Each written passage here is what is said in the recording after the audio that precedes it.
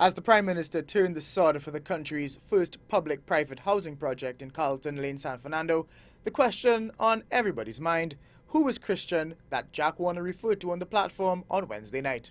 If Mr. Warner would be so kind as to specify which of the Christians he's speaking about, we'll be happy to speak further on it. But we pressed further, asking if the Christian being referred to was someone called Kristyan Gokool, and if he had ever received any contracts from the government. Oh yes, that name is familiar to me. In fact, Kristyan Gokool is my neighbor at the Philippine residence. One of the properties next door to us belongs to him and his father and his wife.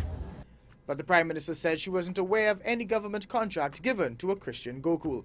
On Sunday, Warner alleged that on the day the Prime Minister heard about the marijuana find in her home, she asked to resign. She says that was not true. She says she looks forward to the police investigation into their own conduct, and she will have no more to say on that. However, she did say how she reacted when the find was first reported to her. Very horrified and very disturbed. What happened after that? I would ask you to let the police complete their investigations, and then we should know what has happened.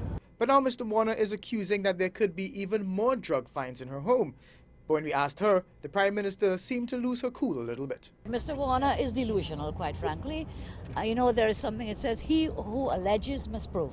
And I wait Mr. Warner to prove any of the allegations that he has made. I know of no fine. I have never seen any such thing.